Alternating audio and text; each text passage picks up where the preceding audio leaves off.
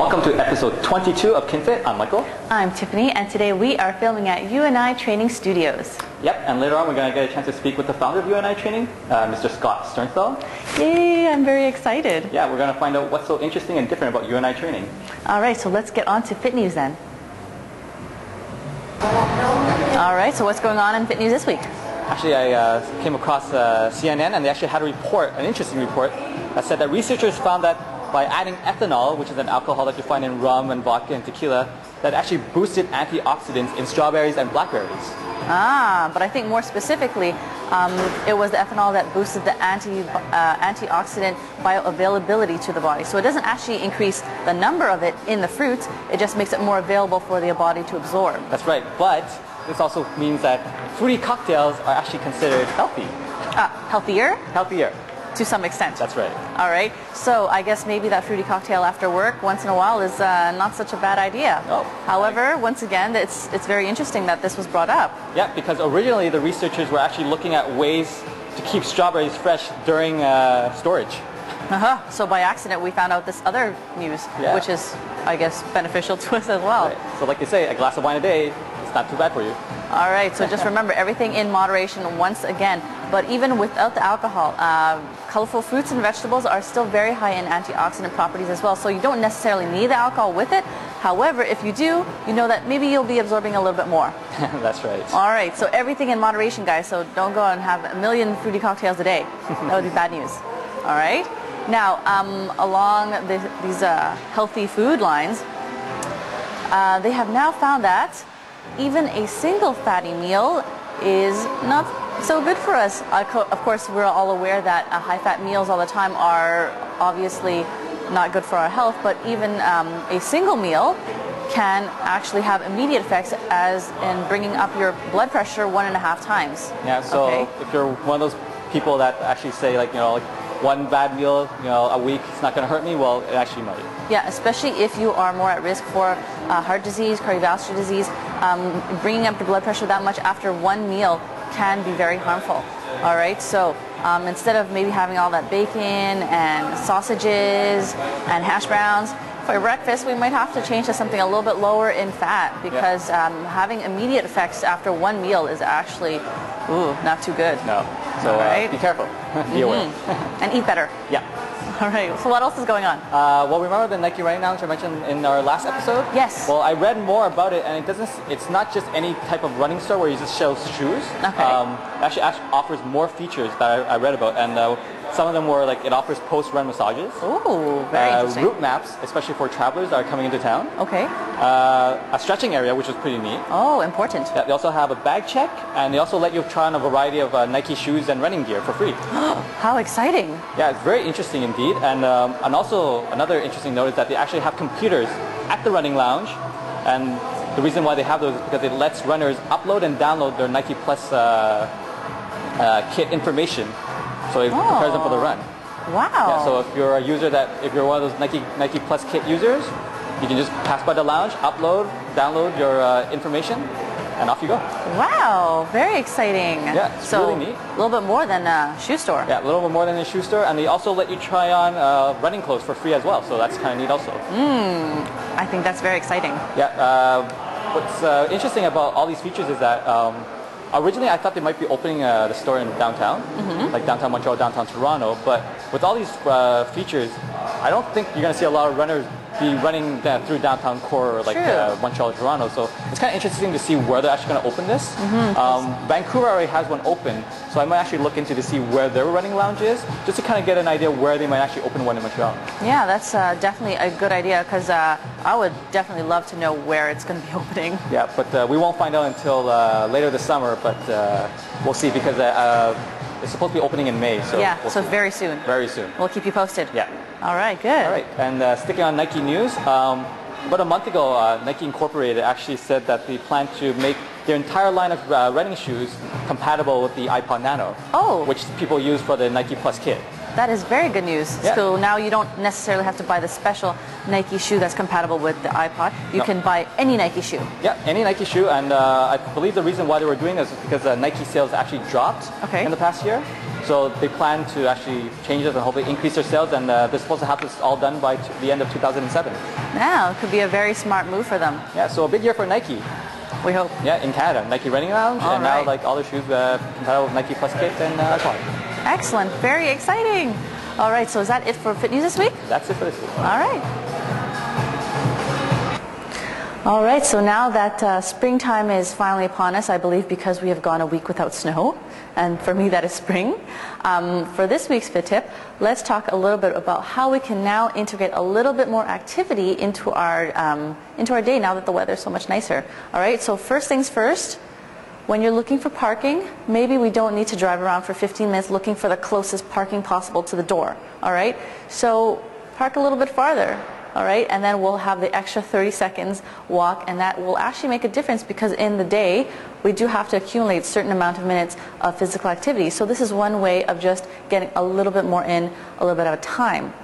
Okay, so park a little bit farther away. Don't be worried because the weather's nice. It's good for walking, and at the same time we can get a little bit of our vitamin D, which is, of course, is very important. And at the same time, don't forget to put on your sunscreen. All right, so there's a whole lot of information in that one, but remember that, very, very important. Okay, next thing, once you get into work or school, how about instead of taking the elevator or escalator all the way up, we take the stairs. All right, so not necessarily if you're 9 floors up, right, you don't have to start off with the 9 flights of stairs right away. Go up and stop off a floor or two below and slowly integrate yourself into getting used to taking the stairs. That way you get not to only get a little bit more activity, you get to use a couple of those leg muscles there and get a little bit stronger and a little bit of cardio as well and get that heart pumping. Okay, so two simple ways to increase activity a little bit. Next thing, if you're not too far from work and it's not too bad, you can actually pull out the bike, dust it off, and bike to work or school or everywhere actually that's convenient for you. Okay, definitely. If it's the first time you're pulling it out after the winter, you don't go for a 2-hour bike ride. Start off with something a little bit shorter, about half an hour, just so your body can get used to being on a bike again. All right? And of course, don't forget afterwards to have a nice stretch, to stretch out all those muscles after you've been sitting down for a while. So very simple things you can do. Park a little bit farther, take the stairs when you can, and bike now that it's really, really nice out.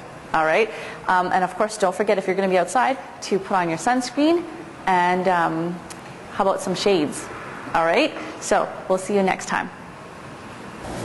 So for this week's Speak Up segment, we're here with the founder of UNI Training, Scott Sternthal. Thanks for being with us, Scott. It's my pleasure to have you here. No problem. All right. All right, so why don't we get a little bit started? Scott, why don't you tell us, how did you get involved with the health and fitness industry? When I was about 18 years old, I went for a rollerblade on a barren highway north of Montreal. And when I got home from that rollerblade session, the feeling that I had was unlike anything I had had to date.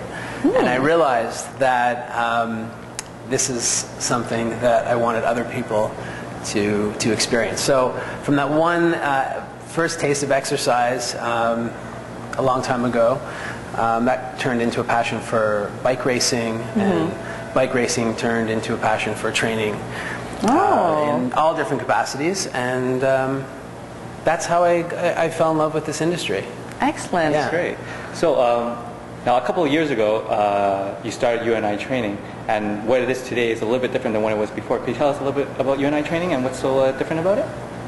Well, UNI Training started as just an idea, and it was what I wanted to do was bring together a group of like-minded health professionals and have us all working under the same kind of philosophy and be able to deliver our services to people at home and at work. Okay. So we just went to people's homes and offered our services there. Our team grew from 1 trainer to 2 trainers to 3 to 4. Today we're up at almost 20, and we recently opened our studio as an expansion of our existing business. So and we expanded our studio. So that's how things got started. Okay. And that's how it's progressed and morphed over the years. Cool. Quick question though, how did you come up with the name UNI Training? Because it's very unique. Well, it came to me in a dream, actually. Okay. Of course. And I sat up straight in bed and I said, "You and I Training." That's what I'm going to call the company. Well, that's great because it's a really cool name. Well, I love it. Thanks. Thanks. Good. And also now, can you tell us, in starting this business, what are some of the challenges that you faced in the past couple of years? Well, we've been around for since '99, and when we started, it was a very organic growth. You know, it was just I was actually working out of my apartment, and I had building my company at home, so costs were very low.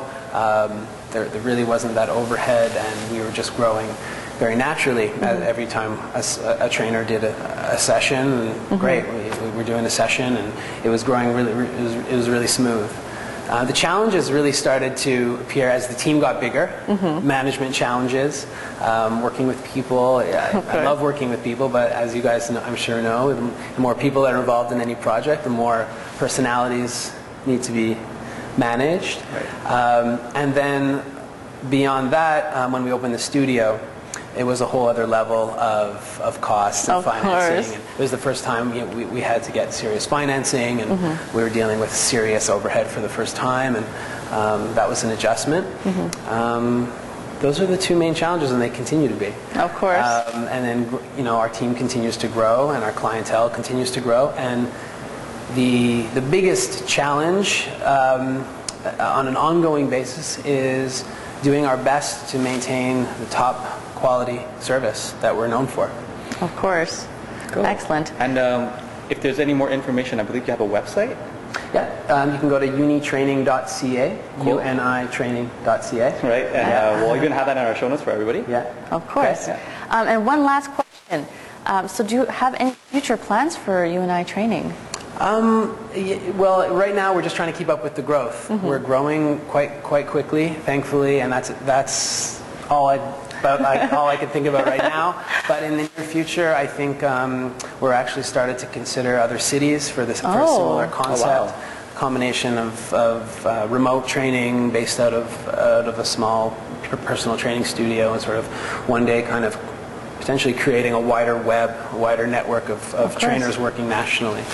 We have our work cut out for us. Excellent, Yeah. excellent. Yeah. So when you find out, please keep us posted. You bet. All right, You bet. great. So we'll thank Mr. Scott Sternthal for coming and speaking in with us today. That'll be it for our Speak Up segment. All right, so on today's In Foodmation, we're going to talk about my dad's most favorite vegetable in the world, the broccoli. So I know broccoli doesn't actually have the best reputation. A lot of people don't like it, and it maybe look a little bit scary and boring, but it is actually very, very healthy. Okay, now, so how healthy? First of all, it's got the usual vitamins and minerals. We've got the vitamins A, B, C, E, and K. Very important. Actually, it's very high in vitamin C, one of the more important antioxidants out there. And of course, potassium and calcium, just to name a few of the minerals. So if you're not hitting your daily quota of calcium with your dairy products, maybe our friend the broccoli can help you out there. Okay, so it also contains a very excellent source of fiber and folate, so very good for our diets indeed. Now the very exciting news is that broccoli contains very important phytonutrients and antioxidants, of course, but the phytonutrients that we're talking about actually has anti-cancer properties. All right, so definitely why not put that a little bit into our diet?